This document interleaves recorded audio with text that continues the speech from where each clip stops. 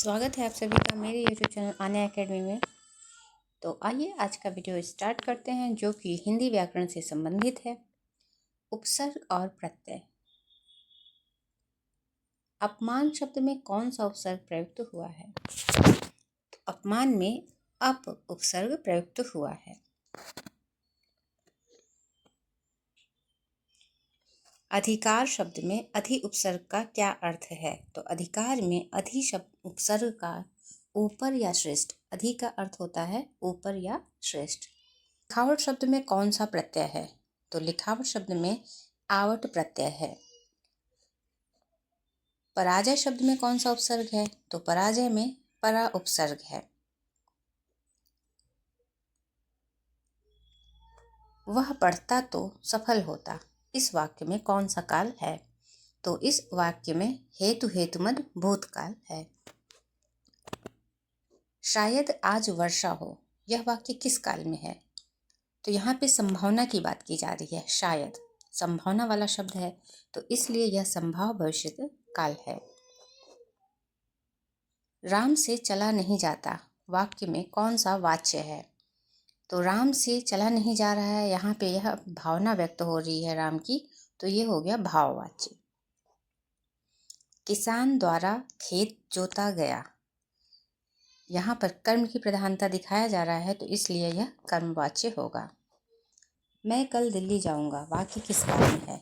तो यह सामान्य भविष्यत काल में है। निम्न में से शुद्ध वाक्य चुनिए। तो इसमें से जो शुद्ध वाक्य है वह है वहां अनेक लोग आए थे।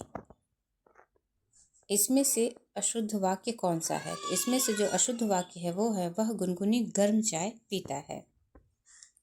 ओह आज तो बहुत ठंड है, इस वाक्य में ओह के बाद कौन सा विराम चिन्ह लगेगा? तो ओह यहाँ विस्मयादिबोधक है, तो यह विस्मयादिबोधक चिन्ह लगेगा यहाँ पे, और लगा भी है, तो यह चिन्ह का नाम है विस्मयादिबोधक चिन्ह।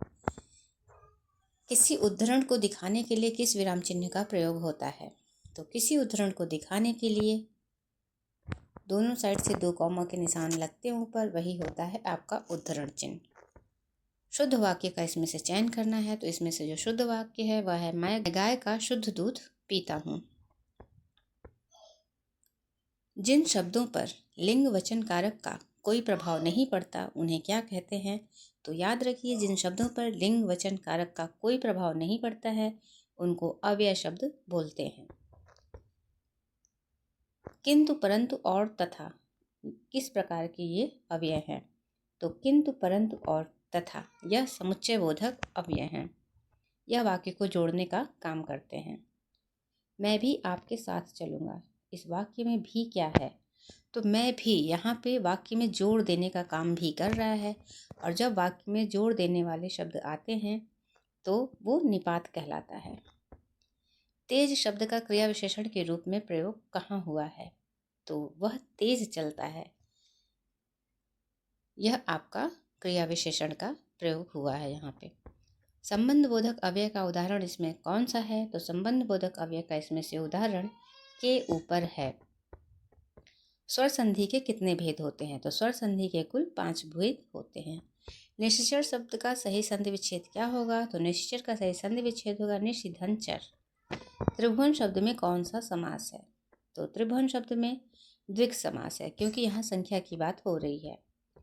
अनुरूप शब्द में कौन सा समास है? तो अनुरूप में अव्ययी भाव समास है, क्योंकि अनु क्या है आपका? यह अव्यय शब्द है, और अव्यय शब्द ही आगे जुड़ते हैं। प्रथम पद अव्ययी भाव समास का अव्यय शब्द होता है। विद्वान शब्द का स्त्रीलिंग रूप क्या होगा? तो विद्वान शब्द का स्त्रीलिंग रूप होगा विदुषी। आंसू शब्द का बहुवचन क्या होगा? तो आंसू शब्द का जो बहुवचन आंसू ही होता है। जिसकी बुद्धि कुश की नोक के समान तीखी हो, इस वाक्यांश के लिए एक शब्द क्या होगा? तो जिसकी बुद्धि कुश की नोक के समान तीखी हो, इस वाक्यांश के लिए एक शब्द होगा कुशाग्र बुद्धि।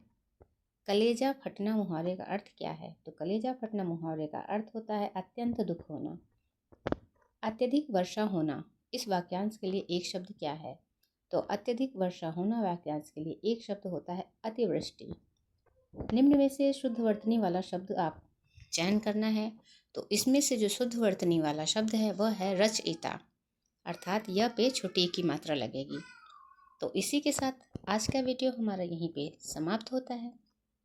मिलते हैं कल की क्लास में एक नए वीडियो के साथ। तब तक आप सभी का धन्यवाद।